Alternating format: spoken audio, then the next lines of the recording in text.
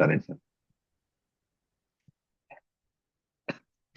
நேற்றும் என்றும் என்றென்றும் மாறாத பரிசுத்த தேவனே சுவாமி, இதோ ஆண்டவரை தகப்படி நாங்கள் ஒரு சிறு குடும்பமாக சேர்ந்து என் தேவனாய கர்த்தரை ஆண்டவரே சுவாமி உண்மை பாடவும், ஆண்டவரே உமது வசனங்களை வாசிக்கவும், என் தேவனாய கர்த்தரை சுவாமி நாங்கள் தெரிந்து கொள்ளவும், என் தேவனாய கர்த்தர் இந்த கொடுத்த நல்ல நேரத்துக்காக நன்றி செலுத்துகிறேன் சுவாமி.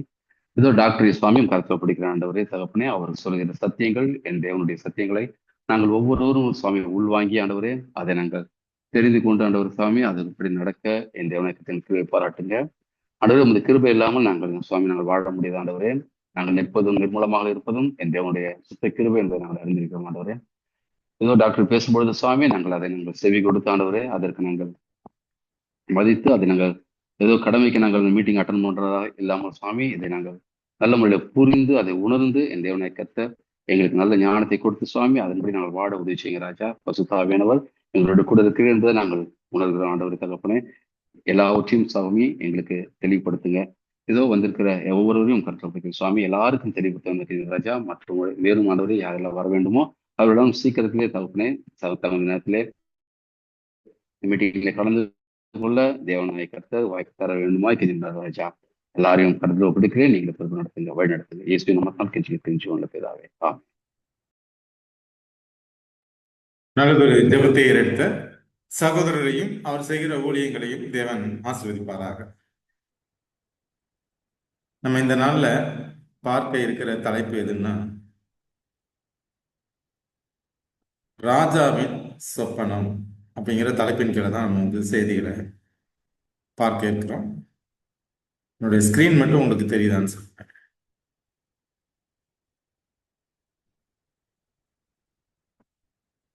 ஸ்கிரீன் உங்களுக்கு தெரியுதுங்களா?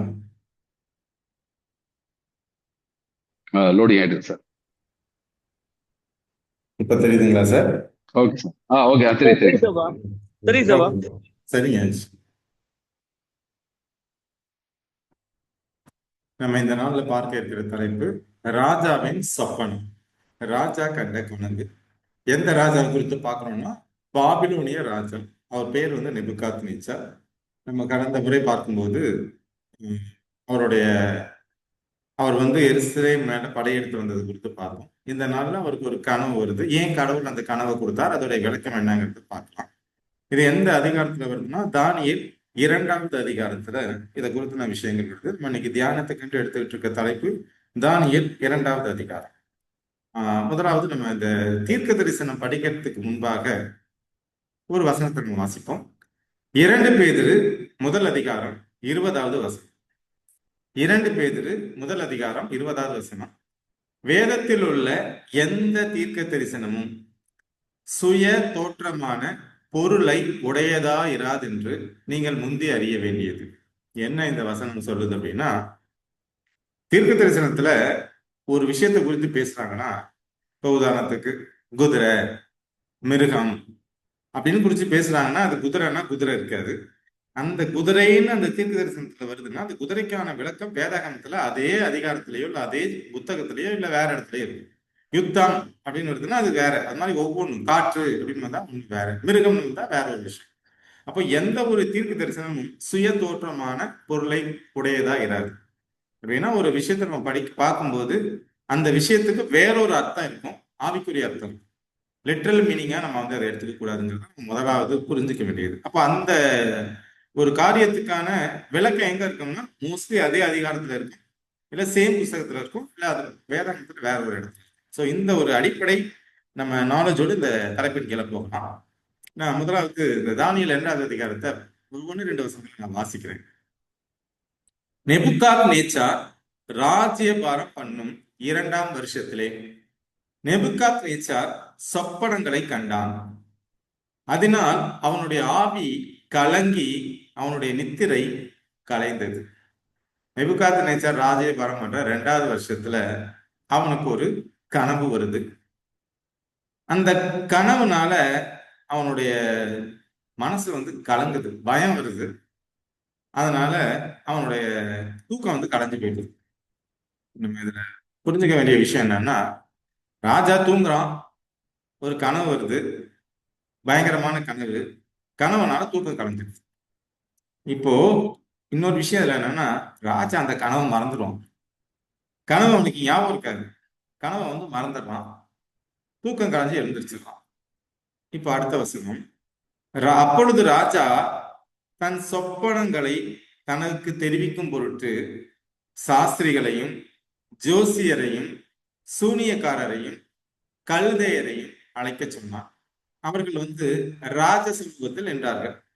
காலையில எழுந்து கனவை வந்து சொல்றதுக்காக இந்த அரண்மனையில வந்து இந்த நம்ம ஒரு மந்திரிகள் மாதிரி இருக்கிறது போல அவங்க அரண்மனையில அவங்க வந்து பாபிலோனியர்கள் எப்படி சொல்லுவாங்க, கல்தையர்கள்னு சொல்லுவாங்க. யாரை கூப்பிடுறாங்கன்னா சாஸ்திரிகள். இந்த சாஸ்திரினா யாருன்னு பார்த்தோம்னு வச்சுக்கோங்களேன், நட்சத்திரத்தை வச்சு ஒரு கணக்கு போட்டு சொல்லுவாங்க. வானமண்டலத்துல உள்ள நட்சத்திரத்தை வச்சு ஒரு கால்குலேஷன் போடுவாங்க. இயேசு கிறிஸ்து வந்து பிறந்திருப்பது கூட இந்த பாபிலோன்ல தான் என்ன பண்ணுவாங்க, வானசாஸ்திரிகள் வருவாங்க. வந்து அவரை வந்து தொழுது கொள்றதுக்காக வருவாங்க. அவங்க அந்த நட்சத்திரத்தை வச்சு கால்குலேட் பண்ணிட்டு தான் என்ன பண்ணுவாங்கன்னா இந்த இடத்துக்கு வருவாங்க. அவங்க நம்ம ஊர்ல ராஜாக்கள்வாங்க. ஆக்சுவலா அவர்கள் சாஸ்திரிகள். இவங்க தான் வந்து நட்சத்திரங்களை வச்சு கணக்கு போடுறவங்க சாஸ்திரிகள். ஜோசியர்கள் அப்படின்னா கைரேகை. கைரேகை வச்சு ஜோசியம் சொல்றவங்க தான் ஜோசியர்கள். சூனியக்காரர்கள்னா யாருன்னா மந்திரவாதிகள். பொல்லாத ஆவிகளை வச்சு விஷயத்த சொல்றவங்க தான் சூனியக்காரர்கள். கல்தையர்கள்னா சோழி விட்டுட்டாங்க. நம்பர் எண் கணிதம் வச்சு சோழி உருட்டி இந்த நம்ம அந்த கடல் கிழிஞ்சல வச்சு உருட்டி விட்டு பார்ப்பாங்க. அவங்க தான் கல்தையர்கள். இப்போ யார வந்து அந்த சொப்பனத்தை சொல்றது கூப்பிடுறான்னா சாஸ்திரி, ஜோசியர், சூனியக்காரர், கல்தையர், இவங்களெல்லாம் என்ன சொல்றான்னா கூப்பிடுறான். அவர்கள் வந்து ராஜ சமூகத்தில் நிக்கிறாங்க. ராஜாவுக்கு ஒரு முதல் 2 அதிகாரத்துல 2 வசனத்துல பார்த்தது ஒரு கனவு பயங்கரமான கனவு, தூக்கம் கலையுது. அந்த அரண்மனையில இருக்கிற தன்னுடைய சமூகத்துல வேலை செய்யற எல்லாத்தையும் கூப்பிட்டு வந்து கனவை சொல்ல சொல்றேன். அடுத்த 3வது 4வது வசனம். ராஜா அவர்களை நோக்கி ஒரு சொப்பனம் கண்டேன், அந்த சொப்பனத்தை அறிய வேண்டும் என்று என் ஆவி கலங்கியிருக்கிறது என்றான். இதில் ராஜா வந்து தெளிவா சொல்றான், ஒரு கனவு பார்த்தேன், அந்த கனவை நான் அறிஞ்சுக்கணும். கனவு வந்து மறந்துட்டான்.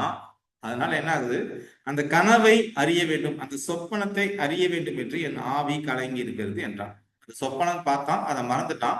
அந்த சொப்பனம் என்னன்னு இப்ப ராஜாவுக்கு தெரியணும்.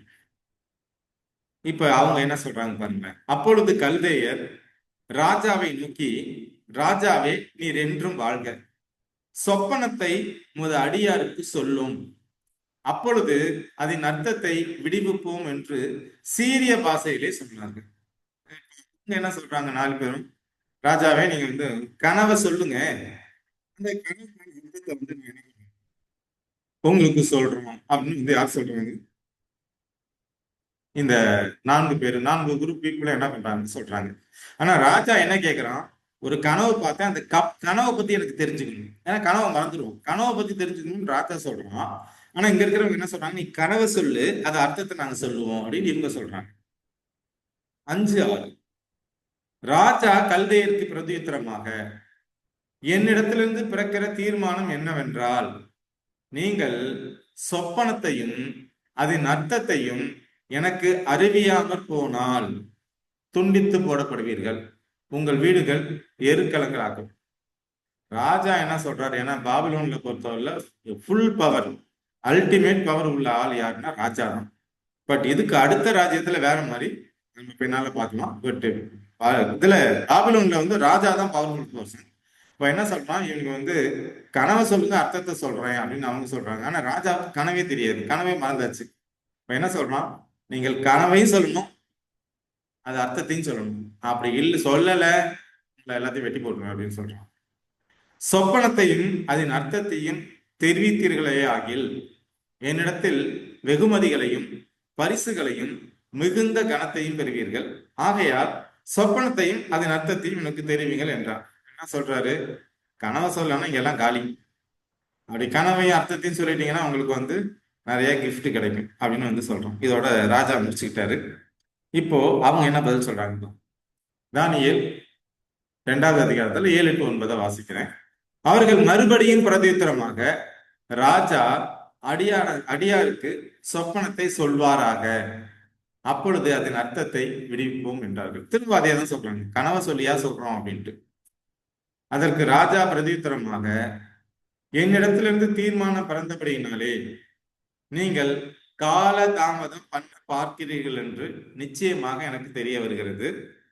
காலம் மாறும் என்று நீங்கள் எனக்கு முன்பாக பொய்யும் புரட்டுமான விசேஷத்தை சொல்லும்படி எத்தனம் பண்ணியிருக்கிறீர்கள். நீங்கள் சொப்பனத்தை எனக்கு தெரிவிக்காமல் போனால் உங்கள் எல்லாருக்கும் இந்த ஒரே தீர்ப்பு பிறந்திருக்கிறது. ஆகையால் சொப்பனத்தையும் எனக்கு சொல்லுங்கள், அப்பொழுது அதன் அர்த்தத்தை உங்களால் காண்பிக்க கூடும் என்று அறிந்து கொள்வேன் என்றான். அவங்க திரும்ப என்ன சொல்றாங்க, கனவை சொல்லுங்க, அர்த்தத்தை சொல்றோம். ஆனா அவங்க என்ன அவர் ராஜா என்ன சொல்றாரு, நீங்க லேட் பண்றீங்க, நீங்க கனவை சொன்னீங்கன்னா தான் அந்த அர்த்தத்தையும் உங்களால சொல்ல முடியும், நான் தெரிஞ்சுப்பேன் அப்படின்னு ராஜா சொல்றாரு. ஸோ நம்ம ஜென்ரலா பாக்குறோம்னா, ஒரு மனுஷன் கண்ட கனவு, அதுவும் அந்த கனவை அவன் மறந்துட்டான். அந்த கனவை இன்னொரு மனுஷனால, அவன் மந்திரவாதி ஆகட்டும், இல்ல மாய வித்தைக்காரனே ஆகட்டும், இல்லை ஜோசியக்காரன் ஆகட்டும், சொல்ல முடியுமா அப்படின்னா கண்டிப்பா சொல்ல முடியாது. ஒரு மனுஷன் கண்ட கனவை வேணா சொன்னா அதுக்கான விளக்கத்தை வேணா யாராவது சொல்லலாம் ஒழிய, ஒரு மனுஷன் கண்ட கனவை யாராலையுமே கண்டிப்பா சொல்ல முடியாது. இதுதான் இப்பதான் இந்த நிலைமை. ஒரு பக்கம் கனவு, இன்னொரு பக்கம் அதுக்கான விளக்கத்தை கேட்கிறோம். கனவையும் சொல்லி விளக்கத்தை சொல்லணும், அவங்களுக்கு தெரியல. இப்ப ராஜா என்ன ஆகுறாரு, கல்தையர் ராஜ சமூகத்தில் பிரதியுத்தரமாக, ராஜா கேட்கும் காரியத்தை அறிவிக்கத்தக்க மனுஷன் பூமியில் ஒருவனும் இல்லை.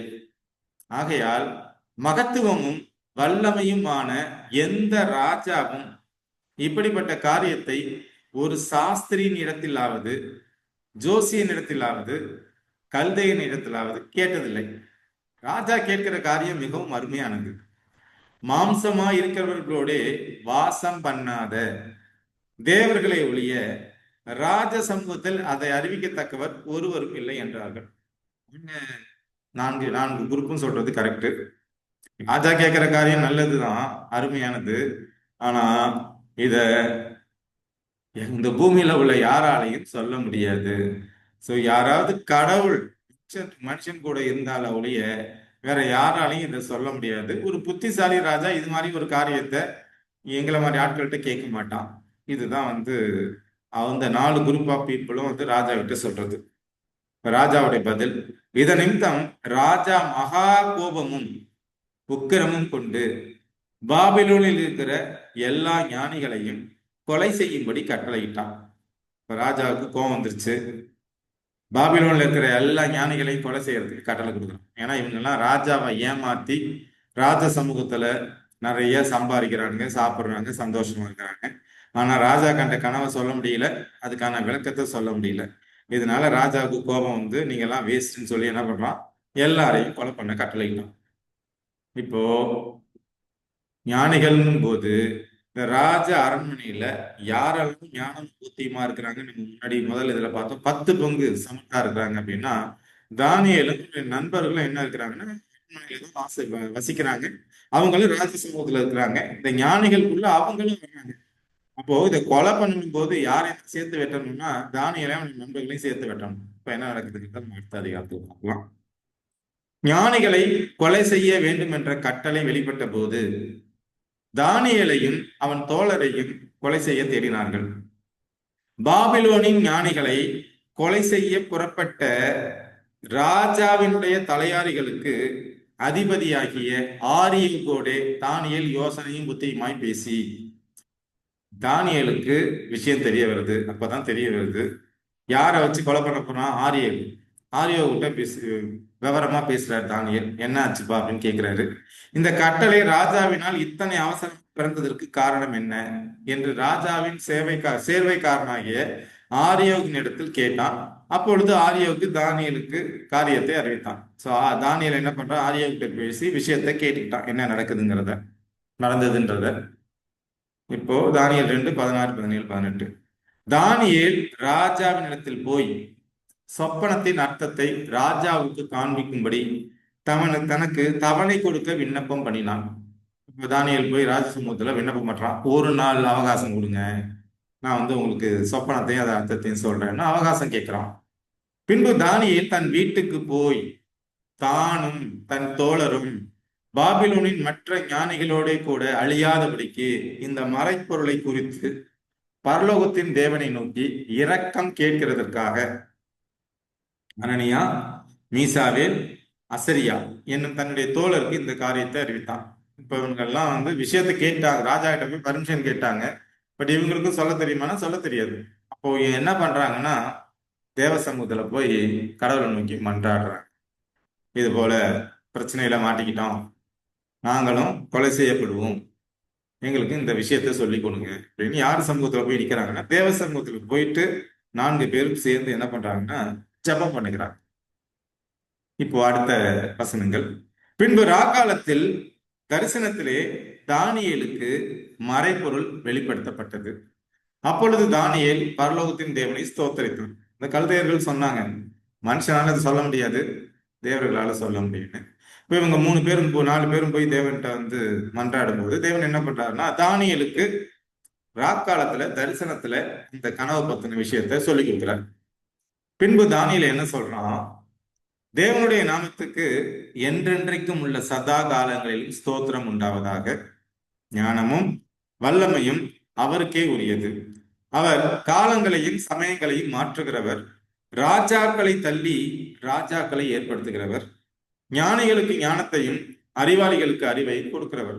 தேவரை வந்து புகழ்றான். இப்ப நமக்கு இன்றைக்கு ஒரு பிரச்சனை, ஒரு விஷயம் தெரியல அப்படின்னா நம்ம வந்து சுயபலத்தை நம்புறோமா, இல்ல அந்த நெபுகாத்நேச்சர் மாதிரி கூட இருக்கிறவங்க சுத்தி இருக்கிறவங்கள்ட்ட போயிட்டு நம்ம விஷயத்தை அதுக்கான விடையை வந்து கேட்டு அதுக்கான அர்த்தத்தை அதுக்கான பதிலை கேட்டு வாங்கி அந்த பிரச்சனையிலிருந்து தப்பிக்கணும்னு நினைக்கிறோமா, இல்ல எனக்கு பிரச்சனை வந்தோடனே நேரா நம்ம தேவ சமூகத்துக்கு ஓடுறோமா? இங்க நெபுகாத்நேச்சருக்கு பிரச்சனை, அவன் என்ன பண்றான்னா ஜோசியக்காரட்டையும் சூனியக்காரட்டையும் போறான். நாங்க தானியலுக்கு ஒரு பிரச்சனைன்னு வரும்போது யார்கிட்ட போறோம்னா தேவன்கிட்ட போறான். தேவன் என்ன பண்றாங்க, விஷயத்த சொல்லி கொடுக்குறாரு. அவன் அறியாத வரைக்கும் தேவன் பாதுகாக்கிறான். இப்ப இன்றைக்கு இது அப்படியே நம்மளுடைய வாழ்க்கையில பொருத்தி பார்த்தோம்னா, நமக்கு ஒரு பிரச்சனை வரும்போது நம்ம முதலாவது யாரிடத்துல போகிறோம்? சுய பலத்தை வச்சு நம்ம இந்த பிரச்சனையை தீர்த்து கொள்ள பாக்குறோமா, இல்ல தேவன்கிட்ட போறோமா? அப்படியே தேவன்கிட்ட போய் அந்த பிரச்சனையில இருந்து நம்மளை காப்பாத்தினா, இன்னைக்கு தானியேல் வந்து என்ன பண்றான், விஷயத்தை கேட்டோன்னு தேவனுக்கு ஸ்தோத்திரம் சொல்றோம். அந்த மாதிரி நம்ம ஸ்தோத்திரம் சொல்றோமா, இல்ல வாங்கிக்கிட்டு நன்றி மறந்தவர்களாக இருக்கிறோமாங்கிறத நம்ம ஒருத்தர் யோசிச்சு பார்க்கணும். அடுத்த வசனம். அவரே ஆழமும் மறைபொருளுமானதை வெளிப்படுத்துகிறவர்.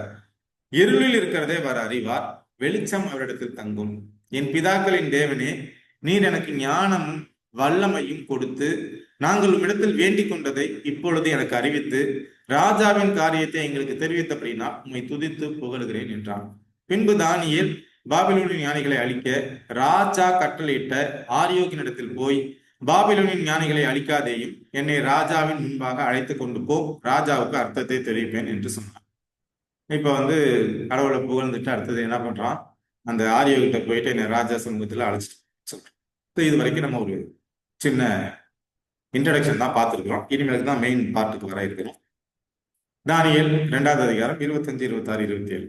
அப்பொழுது ஆரியோகு தானியேலை ராஜாவின் முன்பாக தீவிரமாய் அழைத்து கொண்டு போய், சிறைப்பட்டு வந்த யூதேயா தேசத்தாரில் ஒரு புருஷனை கண்டுபிடித்தேன், அவன் ராஜாவுக்கு அர்த்தத்தை தெரிவிப்பான் என்றான். ராஜா பெல்சாசார் என்னும் நாமமுள்ள தானியேலை நோக்கி, நான் கண்ட சொப்பனத்தையும் அதன் அர்த்தத்தையும் நீ எனக்கு அறிவிக்க கூடுமோ என்று கேட்டான். தானியேல் ராஜ சமூகத்தில் பிரதியுத்தரமாக, ராஜா கேட்கிற மறைபொருளை ராஜாவுக்கு தெரிவிக்க ஞானிகளாலும் ஜோசியராலும் சாஸ்திரிகளாலும் குறி சொல்லுகிறவர்களாலும் கூடாது. மறைபொருளை வெளிப்படுத்துகிற பரலோகத்தில் இருக்கிற தேவன் கடைசி நாட்களில் சம்பவிப்பதை ராஜாவாகிய நெபுகாத்நேச்சாருக்கு தெரிவித்திருக்கிறார். உம்முடைய சொப்பனமும் ஒரு படுக்கையின் மேல் உம்முடைய தலையில் உண்டான தரிசனங்களும் என்னவென்றால், தானியேல் எப்படி சொல்றான் அப்படின்னா, நான் சொன்னேன்னு சொல்லல, எனக்கு நான் வந்து அதை அப்ப யாரு சொன்னான்னு சொன்னேன், தேவன் உங்களுக்கு அதை வெளிப்படுத்துறதுக்கு எனக்கு சொல்லி கொடுத்தார். இந்த மாதிரி பணிவா அந்த ஸ்துதி தோத்திரம் கணம் எல்லாத்தையும் யாருக்கு கொடுக்குறாங்க, தேவனுக்கு கொடுக்குறான். இன்றைக்கு நம்மளுடைய வாழ்க்கையில ஒரு நல்ல விஷயம் நடந்தா, ஒரு உதாரணத்துக்கு நானே இருக்கிறேன், ஒரு குழந்தை மோசமான ஒரு நிலையில வருது, அது சுகம் பெற்று போகுது அப்படின் போது அவன் என்கிட்ட வந்து போகும்போது அவங்க என்கிட்ட வந்து நன்றி சொல்லிட்டு போறாங்க அப்படின்னா, அந்த நன்றியை நான் தான் குணப்படுத்துறேன்னு சொல்லி நான் எடுத்துக்கிறேன்னா, இல்ல அதை தேவனுக்கு கொடுக்குறேன் அப்படின்னா நம்ம என்ன சொல்லணும், எனக்கு நன்றி சொல்லாதீங்க, கடவுளுக்கு நன்றி சொல்லுங்க. கடவுள் தான் சுகத்தை கொடுக்குறாரு. We deal he only heals. அந்த மாதிரி நம்ம சொல்ற பழக்கத்துக்குள்ள இருக்கிறோமா, இல்ல அந்த கனத்தை மகிமையை நாம பெற்றுக்கொள்கிறோமாங்கிறது யோசிச்சு பார்க்கலாம். இப்ப இங்க தானியேல் என்ன பண்றாங்க, அந்த கனத்தை யாருக்கு கொண்டு போய் கொடுக்குறாருன்னா தேவனுக்கு கொடுக்குறாரு. இப்போ மறைப்பொருள்களை வெளிப்படுத்துகிற பரலோகத்தில் இருக்கிற தேவன் கடைசி நாட்களில் சம்பவிப்பதை ராஜாவாகிய நெபுகாத் நேச்சாருக்கு தெரிவித்திருக்கிறார். இப்ப என்ன கடைசி நாட்கள், இப்ப இது எப்ப நடக்குதுன்னா கிமுல 600கள்ல நடக்குது. 605, 606, 607 அந்த காலகட்டத்துல இன்றையிலிருந்து சுமார் 2600 வருடங்களுக்கு முன்பாக நடக்கிற இந்த காரியம் எப்ப நிறைவேற போகுதுன்னா உலகத்துடைய முடிவு காலத்துல நடைபெற போகிற விஷயம். இந்த விஷயங்களை ராஜாவாகிய நெபுகாத் நேச்சாருக்கு தேவன் வெளிப்படுத்தியிருக்கிறார் அந்த கனவின் மூலமாகங்கிறத தானியேல் சொல்றார். அடுத்தது என்னன்னா, உம்முடைய சொப்பனமும் உமது படுக்கையின் மேல் உம்முடைய தலையில் உண்டான தரிசனங்களும் என்னவென்றால், இப்பதான் கனவுக்கு வர்றாரு. ராஜாவே, உம்முடைய படுக்கையின் மேல் நீர் படுத்திருக்கையில் இனிமேல் சம்பவிக்க போகிறது என்ன என்கிற நினைவுகள் உமக்குள் எழும்பிற்று. அப்பொழுது மறைப்பொருள்களை வெளிப்படுத்துகிறவர் சம்பவிக்க போகிறதை உமக்கு தெரிவித்தார். ராஜா, பாபிலோனிய பேரரசுங்கிறது தங்கம். அங்க வந்து பாத்தீங்கன்னா பாபிலோனிய பேரரசுல இந்த டிரான்சாக்ஷன் எல்லாமே கோல்டு காயின். அதை வந்து பொன் நகரின்னு சொல்லுவாங்க. அதாவது அந்த நகரத்தை பத்தி நம்ம ஒரு அவுட்லைன் கொடுக்கணும்னா, யூப்ரட்டிஸ் ரிவர் அப்படியே மேல இருந்து கீழே எப்படி பாயுது. இப்ப நம்ம முக்கம்பு மாதிரின்னு வச்சுக்கோங்களேன். அங்கேருந்து யூப்ரட்டிஸ் ரிவர் என்ன பண்ணுதுன்னா முக்கம்பு வரைக்கும் ஒரே காவேரியா தான் வருது. காவேரி வருது. முக்கம்புக்கு வந்த உடனே அந்த காவேரி என்ன பண்ணுதுன்னா அந்த திருச்சிக்குள்ள போகுது. அங்கேருந்து கொள்ளிடமா பிரிஞ்சு அவுட்டர்ல வருது. திரும்ப கல்லணை வந்து ஒன்னா சேருது. கல்லணைக்கு அப்புறம் அது நிறைய பிரிவுகளா போகுது. இதே மாதிரி மேலேந்து வர யூப்ரட்டிஸ் ரிவர் பாபிலோன் நகரத்தை சுத்திக்கிட்டு வெளியே போகும். அப்படி சுத்திக்கிட்டு வெளியே போகும். பாபிலோன் நகரத்தை சுத்திட்டு தான் அந்த யூப்ரட்டிஸ் ரிவர் போகும். இந்த ராஜா என்ன பண்ணுவாங்கன்னா, பாபிலோனிய ராஜாக்கள் இந்த யூப்ரட்டிஸ் ரிவரை சுத்திக்கிட்டு போறதுல இருந்து அந்த ஒரு கிளையை வெட்டி தேசத்துக்குள்ள கொண்டுட்டு வருவாங்க. தேசத்துக்குள்ள வந்து சுத்திக்கிட்டு போற அந்த கிளையும் தேசத்துக்குள்ள வர கிளையும் தேசத்தை தாண்டி பாபிலோனை தாண்டி என்ன பண்ண திருப்பி ஒன்னா சேரும். ஸோ அந்த மாதிரி தான் அந்த நகரம் வந்து வடிவமைக்கப்பட்டிருக்கும். அந்த தேசம் வந்து எப்படி வடிவமைக்கப்பட்டிருக்குன்னா, யூப்ரட்டிஸ் ரிவர் ரெண்டா டிவைட் ஆகிற மாதிரி இவங்களே மேனுவலா டிவைட் பண்ணி திரும்ப ஒன்னா சேர்ப்பாங்க. அந்த ரிவர் வந்து உள்ள வரும். அந்த ரிவர் உள்ள வர்ற பாதையில பாத்தீங்கன்னா, அந்த சிட்டிக்குள்ள வரும்போது, நகரத்துக்குள்ள வரும்போது, அது 15 மைல் நீளம், 15 மைல் அகலம், அந்த மாதிரி ஒரு சதுரமான ஒரு பட்டணம். அந்த பட்டணத்துக்குள்ள வரும்போது அந்த நதி இருக்கிற இடத்துல பாத்தீங்கன்னா 2 பக்கமும் படித்துறைகள் இருக்கும். வெண்கல படித்துறைகள் இருக்கும். வெண்கல படித்துறை இருக்கும். அதுல இருந்து பாத்தீங்கன்னா உள்ள போகும்போது இரும்பு கதவு இருக்கும். ஸோ நகரத்து மக்கள் என்ன பண்ணுவாங்கன்னா, அந்த இரும்பு கதவை திறந்துக்கிட்டு வெண்கல படித்துறையில குளிச்சுட்டு உள்ள போயிடுவாங்க. திரும்ப இரும்பு கதவை சாத்திடுவாங்க. இது மாதிரி 100 படித்துறைகள் இருக்கும். நீங்க பேர்ட்ஸ் வியூல மேல இருந்து பறவைகள் பார்க்குற பார்வையில பாத்தீங்கன்னா, அந்த யூப்ரட்டிஸ் ரிவர் உள்ள போறது அந்த வெண்கல படித்துறை இதெல்லாம். அது இல்லாம உள்ள இருக்கிற நூற்றுக்கணக்கான ஆயிரக்கணக்கான கோவில்கள், அதோட மேல இருக்கிற தங்க அந்த கலசம் கோபுரங்கள்.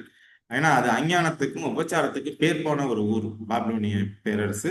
அவ்வளோ செழிப்பான ஒரு தேசம். மிகப்பெரிய அந்த நாள்ல இருக்க ஒரு மிகப்பெரிய பேரரசு எதுன்னா பாபிலோனிய பேரரசு. ஸோ அந்த சூரிய கதிர்கள்ல அந்த தண்ணி, அந்த தங்க கலசங்கள், அந்த வெண்கல படித்துறைகள்லாம் பார்த்தீங்கன்னா அப்படியே நகரமே ஜொலிக்கும் அப்படின்னு சொல்லுவாங்க. ஸோ அதை வந்து அதனாலதான் அது பேர் பொன் நகரி. நம்ம பின்னால பார்க்க இருக்கணும். அது வந்து பொன் நகரி அப்படின்னு சொல்லுவாங்க. அந்த மாதிரி ஒரு சாம்ராஜ்யத்தை கட்டமைத்த பாபிலோனிய பேரரசின் மிகப்பெரிய சக்கரவர்த்தி நெபுகாத் நேச்சாருக்கு தான் காலத்துக்கு அப்புறம் இந்த தேசம் எப்படி இருக்கும், இந்த மாதிரிலாம் அவருக்கு ஒரு பல நினைவுகள் வருது. இப்ப நம்ம நிறைய ஒரு பெரிய சாம்ராஜ்யத்தை அம்பானி மாதிரி அதானி மாதிரி கட்டி வச்சிட்டோம்னா நமக்கு எப்படி இருக்கும், நம்ம காலத்துக்கு அப்புறம் இந்த பசங்க இதை எப்படி மெயின்டைன் பண்ணுவாங்க, யார் வருவா, எப்படி இருக்கும், இப்படிங்கிற ஒரு நினைவுகள் இருக்கும்ல. இந்த மாதிரி நினைவுகளோட நெபுகாத் நேச்சார் போய் படுக்கையில படுக்கிறார். அப்படி படுக்கும்போது, ராஜாவே, உம்முடைய படுக்கையின் மேல் நீர் படுத்திருக்கையில் இனிமேல் சம்பவிக்க போகிறது என்ன என்கிற நினைவுகள் உமக்கு எழுப்பிற்று. அப்பொழுது மறைப்பொருளை வெளிப்படுத்துகிறவர் சம்பவிக்க போகிறதை உமக்கு தெரிவித்தார். உயிரோடு இருக்கிற எல்லாரை பார்க்கிலும் எனக்கு அதிக ஞானம் உண்டென்பதினாலே அல்ல, அர்த்தம் ராஜாவுக்கு தெரிய வரவும் உம்முடைய இருதயத்தின் நினைவுகளை நீர் அறியவும் இந்த மறைப்பொருள் எனக்கு வெளியாக்கப்பட்டது. இதுல தாழ்த்துறாரு. எனக்கு இதுல அதிக ஞானம் இல்லை. இங்க இருக்கிற அதிக ஞானிகளை விட, எல்லா ஞானிகளை விட எனக்கு அதிக ஞானம் இல்லை. தேவன் உங்களுக்கு கடைசி காலத்துல நடக்கக்கூடிய விஷயங்களை சொல்லணுங்கிறதுக்காக தான் எனக்கு சொல்லி கொடுத்தார் அப்படிங்கிற தாழ்மை என்ன பண்றாருன்னா ஆஹ் தானியேல் வந்து வெளிப்படுத்துகிறார். இப்ப கதையை கனவை சொல்றார். ராஜாவே, நீர் ஒரு பெரிய சிலையை கண்டீர். அந்த பெரிய சிலை மிகுந்த பிரகாசம் உள்ளதா இருந்தது. அது உமக்கு எதிரே நின்றது. அதன் ரூபம் பயங்கரமா இருந்தது. இப்ப ராஜாவுக்கு கனவுல என்ன வருதுன்னா, ஒரு சிலையை பாக்குறாரு. நம்ம பிக்சர்ல சைட்ல பாக்குறோம் பாருங்க, இந்த மாதிரி ஒரு சிலை. அந்த சிலை எப்படி இருந்துச்சுன்னா பயங்கரமா இருக்கு. அது வந்து அவருடைய கனவுல அவருக்கு முன்பாக நிக்குது. அந்த சிலை எப்படி இருக்குன்னா, அந்த சிலையின் தலை பசும் பொண்ணு. தலையை பாத்தீங்கன்னா பொண்ணு. அதன் மார்பும் அதன் புயங்களும் வெள்ளி. அதோடைய கையும் நெஞ்சும் பாத்தீங்கன்னா வெள்ளி. நம்ம பிக்சர்ல பாக்குற மாதிரி தலை வந்து பொண்ணு, கையும் நெஞ்சும் என்னதுன்னா வெள்ளி. அதன் வயிறும் அதன் தொடையும் வெண்கலம். இந்த பிக்சர்ல பாக்குற மாதிரி தான். அதோடைய வயிறும் தொடை என்னன்னா வெண்கலம். அதன் கால்கள் இரும்பு. கால்கள் வந்து இரும்பு. அதன் பாதங்கள் பாதி இரும்பும் பாதி கல்லூலியுமா இருந்தது. இப்ப அந்த கனவு சிலை வந்து எதிர்ப்புற நிக்குது. தலை தங்கம், நெஞ்சும் கையும் வெள்ளி, வயிறும் தொடையும் வெண்கலம், கால் வந்து இரும்பு, பாதம் வந்து அந்த 10 விரல் பாதி இரும்பு பாதி களிமண். இதுதான் ராஜா பார்த்த சிலை. அதான் கனவு. இந்த கனவுல ஒரு சிலையை பார்க்கிறார். அப்படி அவர் பார்த்துக்கிட்டே இருக்கும்போது என்ன நடக்குதுன்னு பார்ப்போம். நீ பார்த்து கொண்டிருக்கும் போதே கைகளால் பெயர்க்கப்படாத ஒரு கல் பெயர்ந்து உருண்டு வந்தது. பக்கத்துல இருக்கிற இடத்துல இருந்து என்ன பண்ணுதுன்னா, கைகளால பெயர்க்கப்படாத ஒரு கல், தானே ஒரு கல் என்னன்னா பெயர்ந்து உருண்டு வருது.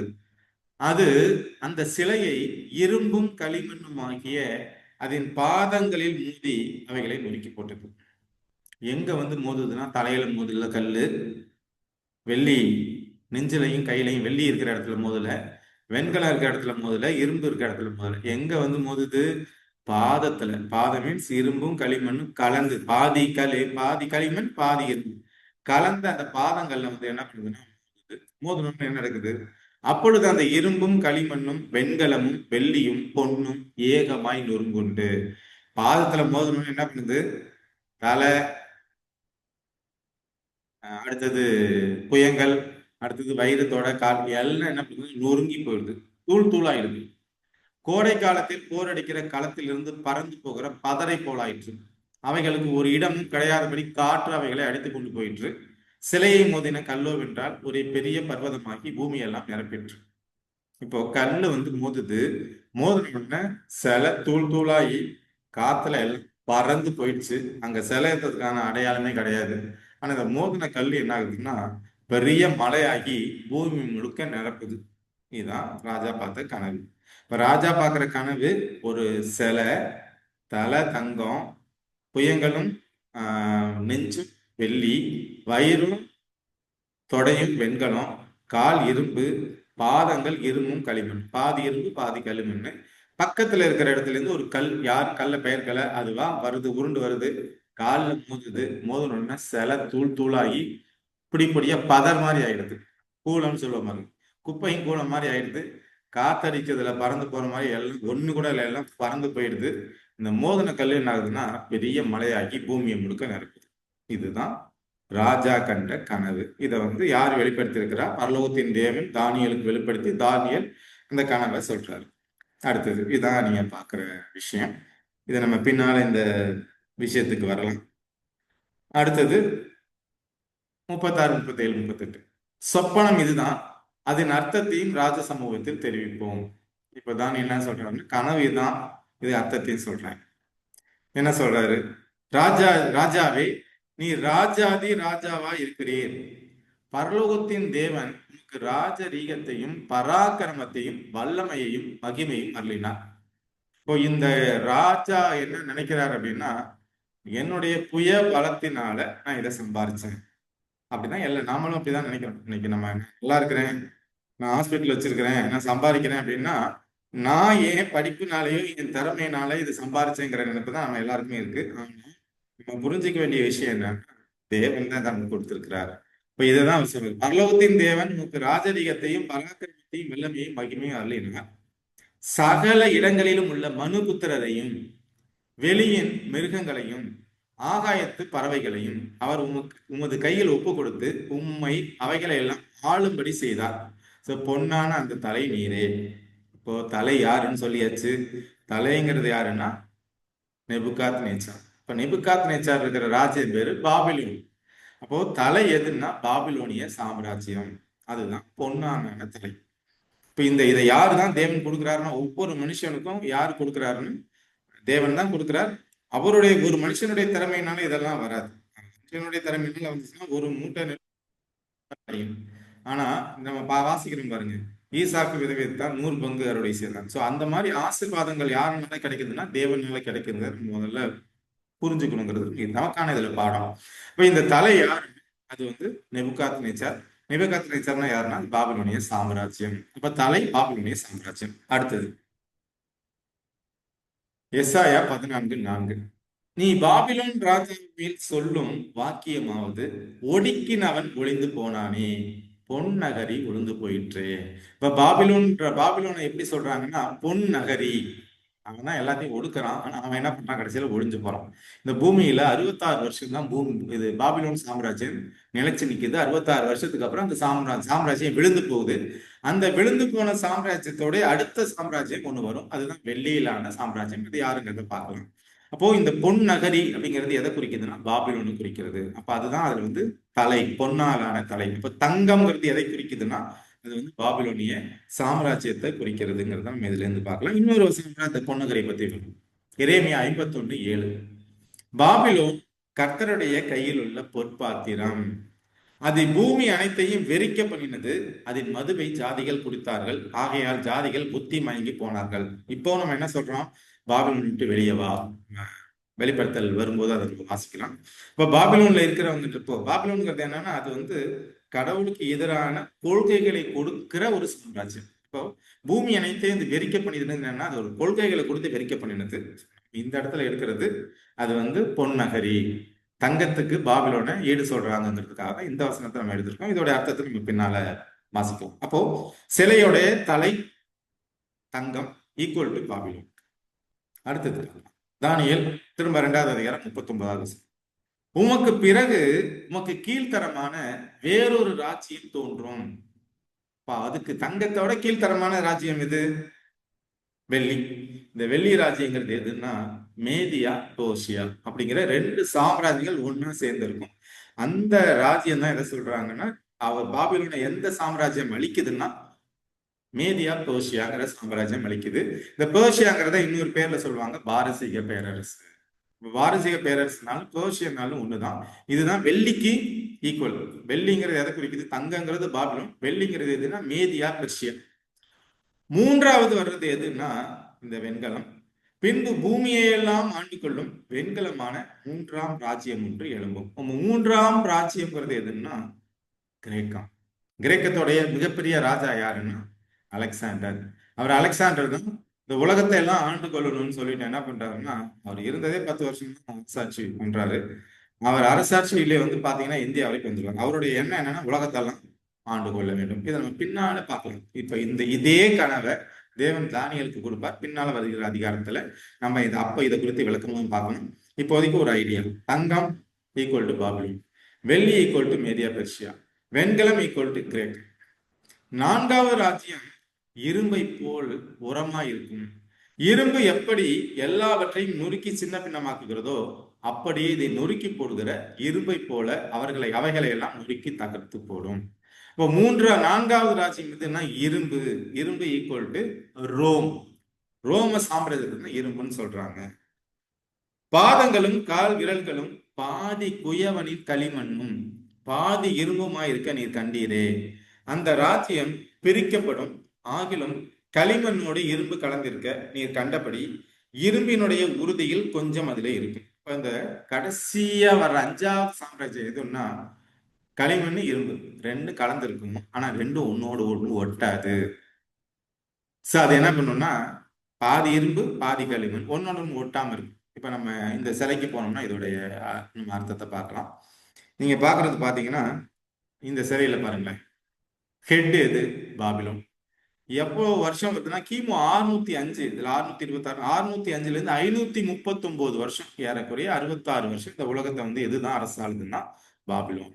இந்த பாபிலோனுக்கு அடுத்த சாம்ராஜ்யம் 539ல இருந்து 331 வரைக்கும் இந்த உலகத்தை எதுதான் ஆளுதுன்னா மேதியோ பெர்ஷியா. அதான் மேடோ பெர்ஷியான்னு போட்டிருப்பாங்க. ரெண்டாவது இதுல பாத்தீங்கன்னா என்னுடைய ஆரோ மார்க் வச்சு பாத்தீங்கன்னா உங்களுக்கு தெரியும் மேடோ பெர்ஷியா, மேதியா அண்ட் பெர்சியா.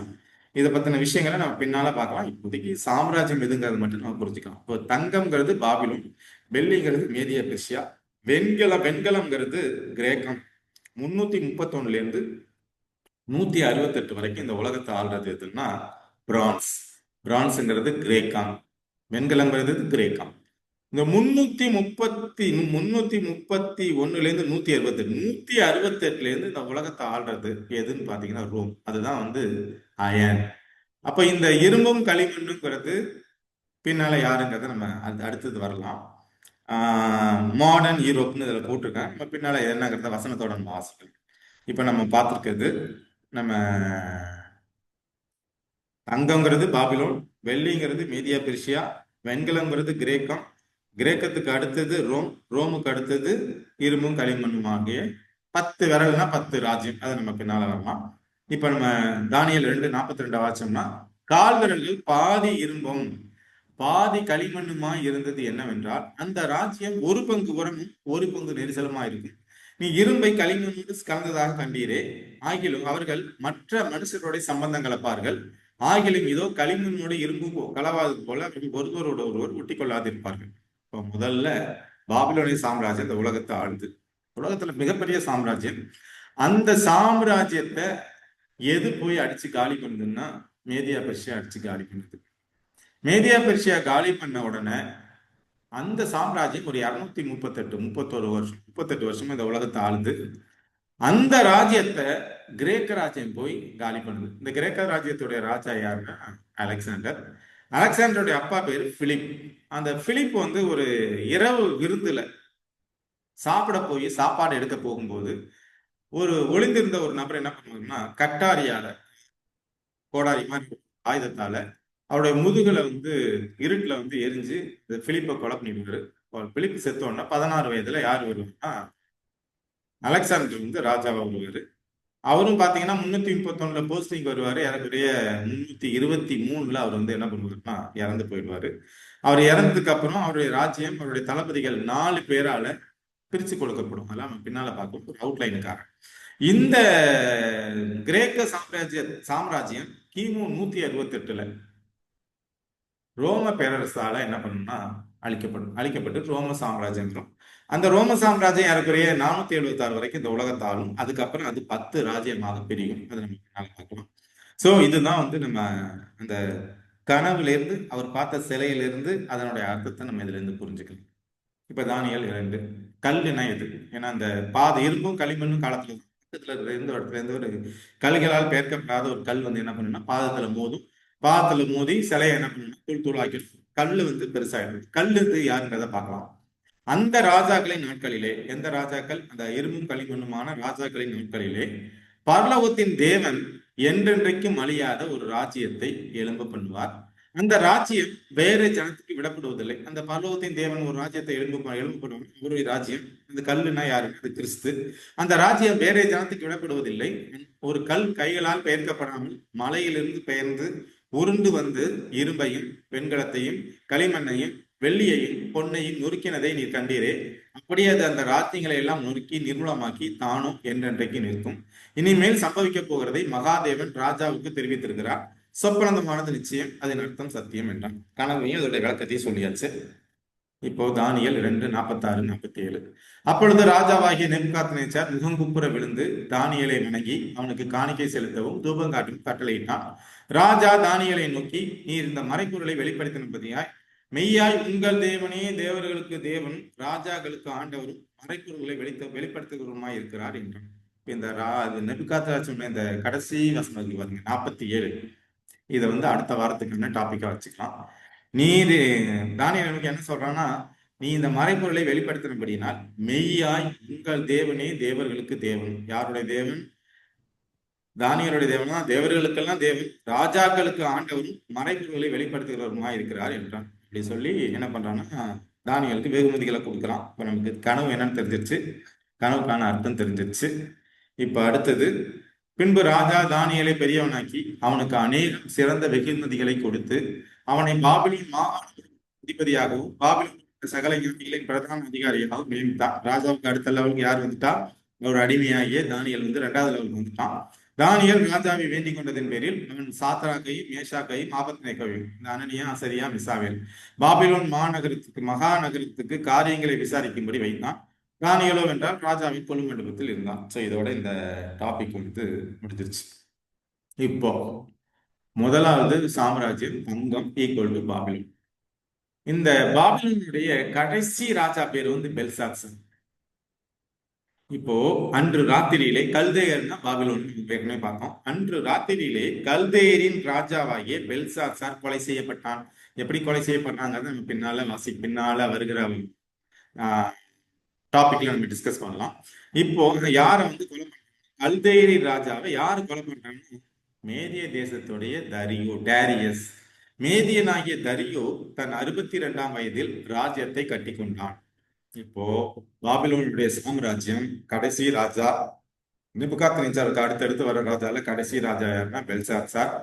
இந்த பெல்சாத்சாருடைய விஷயத்த சொல்லணும்னா மோனே முனி தெக்கல் உபாசின்னு ஒரு வார்த்தை ஒரு கை மட்டும் ஒரு இதுல எழுதணும், அது பின்னால பார்ப்போம். ஸோ அந்த அன்றைய இரவு வந்து பெல்சாத்சார் வந்து மேதிய படைகளால கொலை செய்யப்பட்டு மேதிய ராஜாவாகிய டேரியஸ் தன்னுடைய 62வது வயசுல ராஜ்யத்தை கட்டி கொண்டான். அப்போ பாபிலோன் முடிஞ்சு போச்சு, தங்கம் முடிஞ்சு போச்சு. அடுத்தது எது போஸ்டிங் வருதுன்னா வெள்ளி வந்துருச்சு. வெள்ளி தான் மேதியா அண்ட் கோஷியா அப்படிங்கிறத நம்ம இதுல இருந்து புரிஞ்சுக்கலாம். ஒரு வசனம் அதுக்காக ஒரு சும்மா கன்ஃபர்மேஷனுக்காக ஒரு டாபிக். இந்த மேதியா பெர்ஷியா பத்தி சொல்லும்போது எஸ்தர் முதல் அதிகாரம் முதல் 3 வசனங்களை வாசிக்கலாம். இந்து தேசம் முதல் எத்தியோப்பியா தேசம் வரைக்கும் உள்ள 127 நாடுகளை அரசாண்ட அகாஸ்வேருவின் நாட்களிலே சம்பவித்ததாவது, ராஜாவாகிய அகஸ்வேரு சூசான் அரண்மனையில் இருக்கிற தன் ராஜ்யத்தின் சிங்காசனத்தின் மேல் வீட்டிருந்தான். அவன் தன் ராஜ்யபாரத்தின் 3ஆம் வருஷத்திலே தன்னுடைய பிரபுகளுக்கும் ஊழியக்காரருக்கும் விருந்து பண்ணினான். அப்பொழுது பெர்ஷியா மேதியா தேசங்களில் உள்ள மகத்தானவர்களும் நாடுகளின் அதிபதிகளும் பிரபுக்களும் அவன் சமூகத்தில் வந்து நின்றார்கள். இப்ப இவன் யாரு? அகஸ்வேருன்னா பெர்ஷியாவுடைய ராஜா. இப்போ மேதியா பெர்ஷியா தேசங்கிறது 2வது பாபிலோன் அழிச்சிட்டு உருவான தேசமும்.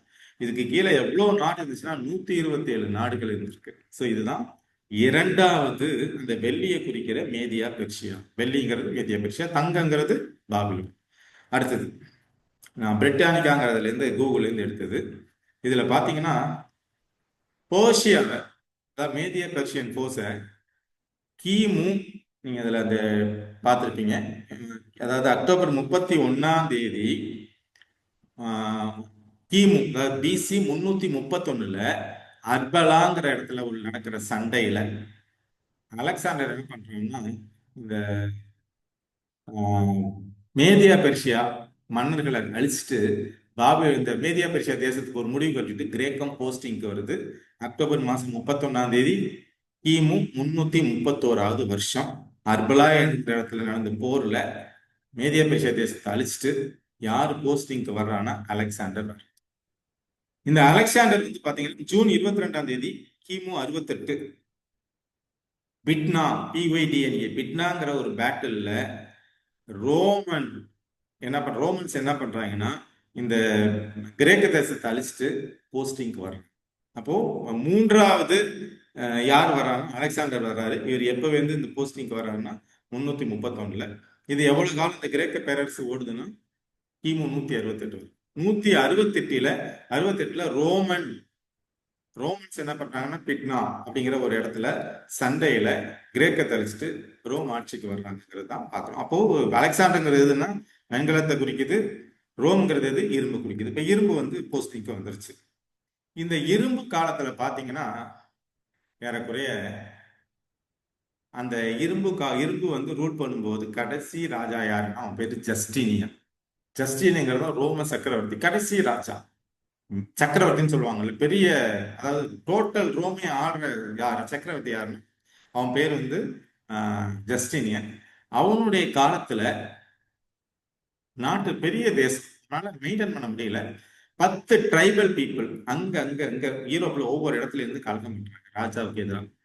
கலகம் பண்ணி அந்த ரோம சாம்ராஜ்யம் 10ஆ பிரிக்கப்படுது. ஒரு சாம்ராஜ்யம் பேரு அலமென்னி. இந்த அலமென்னிங்கிறது இப்ப இருக்கிற ஜெர்மனி.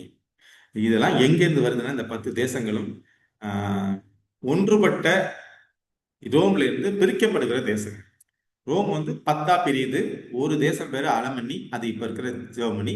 இன்னொரு பேரு பிராங்க். இதெல்லாம் நீங்க கூகுள் பண்ணி பார்க்கலாம். இன்னொரு பேரு பிரான்ஸ், அது இப்ப இருக்கிற பிரான்ஸ். ஒரு தேசம் வந்து பர்கண்டியன்ஸ், அது இப்ப இருக்க சுவிட்சர்லாந்து. இதுதான் இரும்பும் களிமண்ணுமான சாம்ராஜ்யம்.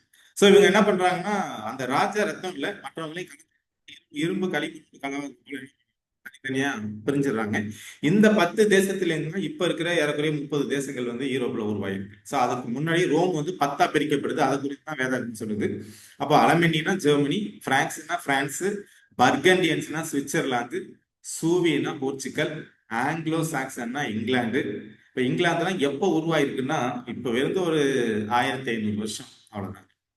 ஆனா நம்ம தமிழ் பாரம்பரியம்னா ரொம்ப முன்னாடி சொல்றாங்க. ஆனா இன்னைக்கு நம்ம வந்து உலகளாவிய மொழியா வந்து இங்கிலாந்து ஆயிருக்கு. ஆங்கிலோ சாக்சன்கிறது எப்போ இங்கிலாந்து எப்போ உருவாயிருக்குன்னா கிபி 500கள்ல. அடுத்தது விசிகோத்ஸ், இப்ப இருக்க ஸ்பெயின். லொம்பார்ட்ஸ், இப்ப இருக்கிற இத்தாலி. இந்த ஹிருலி, வேண்டல்ஸ், ஆஸ்ட்ரோகர்ஸ், இந்த மூணும் அழிக்கப்பட்டு போயிடுச்சு. இந்த 3 தேசமும் 3 ட்ரைபல்ஸும் அப்பவே அழிஞ்சிட்டாங்க. இது ஏன் அழிஞ்சாங்க, இதை யார் அழிச்சாங்கன்னு பின்னால வருகிற வேத பாட வகுப்புல பார்க்கலாம். சோ இந்த யூரோப் வந்து ஒன்றுபட்ட ரோம் 10ஆ பிரியுது. அலமென்னி, பிராங்கு, பர்கண்டியன், சூவி, ஆங்கிலோ சாக்சன், விசிகாட்ஸ், லொம்பார்ட்ஸ், அடுத்தது கிருலி, வேண்டல்ஸ், ஆஸ்ட்ரோகாட்ஸ் அப்படிங்கிற 10 தேசங்களா பிரிகிறதுங்கிறது தான் வரலாறு. இப்போ களிமண்ணுக்கு வரும். இந்த 10வது இதுல பாத்தீங்கன்னா பாதி இரும்பு பாதி களிமண். இந்த களிமண்னா யாரை குறிக்கிறது? யோபு 10:9. களிமண் போல என்னை உருவாக்கினீர் என்பதையும் என்னை திரும்ப தூளாக போக பண்ணுவீர் என்பதையும் நினைத்தார். இப்ப இந்த இரும்பும் களிமண்ணுல களிமண்ணுங்கிறது யாரை குறிக்குதுன்னா கிறிஸ்தவர்களை குறிக்குது. அதுதான் சொல்றாரு யோபு. களிமண்னா யாரு? தேவனுக்கு பிரியமான ஜனங்கள். களிமண் தான் களிமண் அப்படின்னு சொல்லி கிறிஸ்தவர்கள் அப்படின்னு சொல்லலாம். அடுத்தது இன்னொன்னு ஏசாயா 8:8 பாத்தீங்கன்னா, இப்பொழுதும் கர்த்தாவே நீர் எங்களுடைய பிதா, நாங்கள் களிமண், நீர் எங்களை உருவாக்குகிறவர், நாங்கள் அனைவரும் உமது கரத்தின் கிரியை. இப்போ களிமண்ணுன்னா யாருன்னா கிறிஸ்தவர்கள். இப்போ நீங்க உங்களுக்கு ஒரு பாடம் இல்லை, வீட்டு பாடம். இப்ப இந்த 10வது அந்த 5வது சாம்ராஜ்யம் இரும்பும் களிமண்ணும் கலந்தது. இரும்புங்கிறது நமக்கு எல்லாத்துக்கும் தெரிஞ்சிருச்சு, ரோம். களிமண்ங்கிறது கிறிஸ்தவர்கள். இந்த இரும்பையும் பிளஸ் களிமண்ணையும் சேர்த்தீங்கன்னா அதுக்கு பேர் என்னங்கிறத நீங்க அடுத்த வாரம் சொல்லுங்க. அப்போ பாதி இரும்பு பாதி களிமண், இரும்பு பிளஸ் களிமண். இரும்புனா ரோம், களிமண் கிறிஸ்தவர்கள். இப்ப இது ரெண்டையும் சேர்த்து பாத்தீங்கன்னா இந்த காலகட்டத்துல தான் இயேசு கிறிஸ்தனுடைய வருகை இருக்குங்கிறத நம்ம இதுல இருந்து. இப்போ கல்லுங்கிறதுக்கு என்ன வசனம்? 1 கொரிந்தியர் 10:4. ஏன்னா இந்த இரும்பும் களிமண் காலத்துலதான் யார் வந்து மோதுறாருன்னா கல் வந்து மோது. இந்த கல்லுங்கிறது யாரு? எல்லோரும் ஒரே ஞானபானத்தை குடித்தார்கள். எப்படி எனில் அவர்களோட கூட சென்ற ஞான கண்மலையின் தண்ணீரை குடித்தார்கள். அந்த கண்மலை கிறிஸ்துவே. இப்போ வந்து மோத போறது யாருன்னா இந்த இரும்பும் களிமண் காலத்துல இயேசு கிறிஸ்து இந்த உலகத்துக்கு வரப்போறாரு. இந்த உலகத்தின் சாம்ராஜ்யங்கள் எல்லாம் யாரோட சாம்ராஜ்யங்கள்லாம் எல்லாமே சாத்தானுடைய சாம்ராஜ்யங்கள். இப்போ பாபிலோனுக்கு பின்னால யார் இருக்கா? தேவனுக்கு எதிரான ஜனங்கள். அடுத்தது மேதியா பெர்ஷியாங்கிறது யாரு? தேவனுக்கு எதிரான ஜனங்கள். அடுத்தது ரோம்ங்கிறது, கிரேக்கங்கிறது, இந்த இது இரும்பு களிமண் எல்லாமே தேவனுக்கு எதிரான சாம்ராஜ்யங்கள். இப்ப இந்த சாம்ராஜ்யங்கள் எல்லாத்துக்கும் பின்னாடி யார் இருக்கா? உலகத்துல பாத்தீங்கன்னா ரெண்டே தான் ஆன்மீக போராட்டம். ஒரு பக்கத்துல தேவ ஜனங்கள், இன்னொரு பக்கம் சாத்தானுடைய ஜனங்கள். இந்த சாத்தானுடைய ஜனங்களுக்கு தான் வேற வேற பேரு, பாபிலோனு, மேதியா பெர்ஷியா அப்படின்னு. இவங்க எல்லாம் யாருடைய ஜனங்கள்னா அஞ்ஞானிகள், தேவனை அறியாத ஜனங்கள். அவங்க வந்து தேவனுக்கு பிரியமில்லாத ஒரு வாழ்க்கை முறையில வாழ்ற ஜனங்கள். இந்த பார்வையில பார்க்கும்போது ஒண்ணு உலகத்தார்கள், அவர்கள் தேவனுக்கு பிரியமானவர்கள் இல்லை. இன்னொரு தேவனுக்கு பிரியமான ஜனங்கள். இந்த 2 ஜனங்கள்ல இந்த இரும்பும் களிமண்ணும் காலத்துல தான் தேவன் வந்து இந்த உலகத்துல வந்து அவர்களை எல்லாம் அழிச்சிட்டு இந்த கல்லுங்கிற கிறிஸ்து இந்த உலகத்தை ஆள போறார். அதற்கான குடிகளை தான் இப்ப தேர்ந்தெடுத்துட்டு இருக்கார். அந்த குடிகளுக்குள்ள நாம வரணுங்கிறது தான் நம்மளுடைய விருப்பம். அதற்காக தான் இந்த வேத பாடத்துல வகுப்புல வந்து நம்ம காத்துக்கிறோம். இப்ப நம்ம இந்த டாபிக்ல பார்த்தது, ராஜா ஒரு கனவு கண்டார். அந்த கனவுல ஒரு சிலையை பார்க்கிறார். அந்த சிலை தலை தங்கமா இருக்கு, இரும்பும் புயமும் வெள்ளியா இருக்கு, வயிறும் தொடையும் வெண்கலமா இருக்கு, கால் வந்து எப்படி இருக்குன்னா இரும்பா இருக்கு, பாதம் வந்து இரும்பும் களிமண்ணுமா இருக்கு. இந்த தங்கங்கிறது யாரை குறிக்குதுன்னா பாபிலோனை குறிக்கிறது. இது இவரே சொல்லிடுறாரு. பாபிலோனை எந்த தேசம் அழிச்சிட்டு ஆட்சிக்கு வருது அப்படின்னா மேதியா பெர்ஷியா. அந்த மேதியா பெர்ஷியாவை அழிச்சிட்டு யார் ஆட்சிக்கு வர்றாருன்னா கிரேக்கம், அலெக்சாண்டர் வர்றாரு. அவருடைய ராஜ்யம் முடியறதுக்கும் போது யார் வர்றாங்கன்னா இரும்பு தான் வந்து கிரேக்கத்தை அழிச்சிட்டு வருது. இரும்புங்கிறது எதுனா ரோம். இரும்பும் களிமண்ணுங்கிறது அந்த 10 குரூப், அந்த Vandals, Heruli, Ostrogoths, Visigoths, Frank, Anglo Saxon, Suebi, Burgundians, Lombards, Alemanni. இதெல்லாம் இவங்க 10 தேசங்கள் தான் அந்த 10 குரூப். இந்த 10 குரூப் வாழ்ற அந்த இரும்பும் களிமண்ணும் காலத்துல தான் யார் வரப்போறாங்கன்னா கிறிஸ்து வரப்போறார். வந்துட்டு யாரை வந்து யாருக்கான அதுக்கப்புறம் அது அந்த அந்த உலகத்தை யாரு தான் ஆளுவாங்க? கிறிஸ்து தான் ஆளுவார். அதுல இருக்கிற குடிகள் யாரு? நம்ம தான் அந்த குடிகளுக்குள்ள வரணும். அதுக்காக இந்த கடவுளுக்கு பிரியமா வாழணும்னு நினைக்கிறேன். ஸோ இதுதான் இந்த ரெண்டாவது இதோடைய கருத்து. இதுக்கு அப்புறம் சரி, இதெல்லாம் முடிஞ்சதுக்கு அப்புறம் இந்த ஒரு ரூலை உலகத்துல இது மாதிரி ஒரு சாம்ராஜ்யத்தை, அதாவது ரோம சாம்ராஜ்யம் மாதிரி ஒரு சாம்ராஜ்யத்தை உருவாக்குங்கிறதுக்கு சார்லாமென்னு ஒரு ஆளு ட்ரை பண்ணியிருக்கார். அடுத்தது 5th சார்லஸ்னு ஒருத்தர் ட்ரை பண்ணியிருக்கார். 14th லூயின்னு ஒருத்தர் ட்ரை பண்ணியிருக்கார். அடுத்தது ஹிட்லர் ட்ரை பண்ணியிருக்கார். முசோலினி 1929 ட்ரை பண்ணியிருக்கார். ஸோ இவ்வளோ பேரு மீண்டுமாக இந்த பாபிலோன் மாதிரியோ இல்ல ஒரு மேதியா பெர்ஷியா மாதிரியோ இல்ல கிரேக்கம் மாதிரியோ இல்ல ரோம் மாதிரியோ ஒரு சாம்ராஜ்யத்தை உருவாக்கணும்னு முயற்சி பண்ணியிருக்கிறாங்க. ஆனா இந்த முயற்சி என்ன பண்ணல, வெற்றி அடையல. ஏன்னா தேவன் போட்டு அதான் கடைசி காலத்துல என்ன சம்பவிக்க போறதோ அதை வந்து நேபுகாத்நேச்சார் வந்து சொல்லியிருக்கிறார். ஸோ அது வந்து நிறைவேறல. எப்போ கடைசியா இந்த ராஜ்யம் யார்கிட்ட தான் வரப்போகுதுன்னா கிறிஸ்து கிட்ட தான் வரப்போகுது. ஸோ அவருக்கு பிரியமாக வாழ்ந்து நம்ம அந்த ராஜ்யத்துக்குள்ள பங்கு பெறுவதற்கு தேவனிடத்தில் பிளத்தி வேண்டும். இதோடைய தொடர்ச்சியை வந்து நம்ம அடுத்த வாரம் பார்க்கலாம். இதுல ஏதாவது கேள்விகள் இருந்தால் நம்ம டிஸ்கஸ் பண்ணலாம். வாய்ப்பை கொடுத்த தேவனுக்கும் இந்த கூடுதல் பங்கு பெற்றவங்கள் அனைவருக்கும் என்னுடைய நன்றியை தெரிவித்துக் கொள்கிறேன். ஆமென். ஆண்டவராகிய இயேசு கிறிஸ்து வழியாய் உம்மிடத்திலே வருகிறோம். உம்மிடத்திலே வருகிற எவனையும் புறம்பே தள்ளுகிறதில்லை என்று சொன்னீர். தெளிவான ஒரு செய்தி. அடிக்கப்பட்ட ஆட்டு குட்டியான இயேசு கிறிஸ்துவ குறித்து உலக தோற்றம் முதலே முன்னறிவிக்கப்பட்டதை வெளிப்படுத்தி இருக்கிறார் போதகர். அவருக்காக நன்றி. வந்திருக்கிற ஒவ்வொருவரையும் ஆசீர்வதிங்க. கேட்கிற ஒவ்வொருவரையும் ஆசீர்வதிங்க. ஆண்டவரே, ஒன்றையான மெய்தேவனாகி உம்மையும் இரணிப்பின் ஆண்டவராகிய இயேசு கிறிஸ்துவையும் பரிசுத்த ஆவியானவருடைய துணை கொண்டு நாங்கள் உண்மையான அன்போடு கூட இருந்து வாழ எங்களுக்கு கிருபை செய்தரலாம். நீ உன் பிள்ளைகளையும் இஸ்ரவேலுக்கு உண்டாகும் சமானத்தை எருசலேமையும் வாழ்வையும் காண்பாய் என்று சொன்ன வண்ணமாய் எங்கள் அனைவரையும் ஆசீர்வதிங்க. அதிகமாக ஆத்தும ஆதாயம் தேடுகிறவர்களாக ஆகுவதற்கு எங்களை மாற்றுங்க ஆண்டவரே. இரட்சிப்பின் சுவிசேஷத்தை நாங்கள் மட்டும் அனுபவிக்க அல்ல, அது பிறருக்கும் அனுபவிப்பதற்கு உரிய வாய்ப்புகளை ஏற்படுத்தி தர எங்கள் மூலமாக உதவி செய்யுங்க. எல்லாரையும் ஆசீர்வதிங்க. 1, 30, 60, 100 பெருக கிருபை செய்தரலாம். ஆண்டவரே, ஒரு செய்தி கொடுத்த போதகர் அவர்களுடைய அந்த பணி விருத்தியாகவும் வந்திருக்கிறவர்கள் எல்லோரையும் ஒரு விஷயம் ஆசீர்வதிங்க.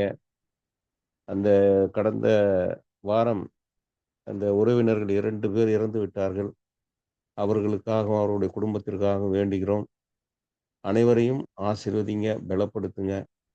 என்னை பலப்படுத்துகிற கிறிஸ்துவினால் எல்லாவற்றையும் செய்ய எனக்கு பலன் உண்டு என்று சொன்ன வண்ணம் எங்களை ஆசீர்வதிங்க, பலப்படுத்துங்க. இயேசுவின் நாமத்தினாலே பிதாவே, பரிசுத்த ஆவியானுடைய துணை கொண்டு. ஆமீன்.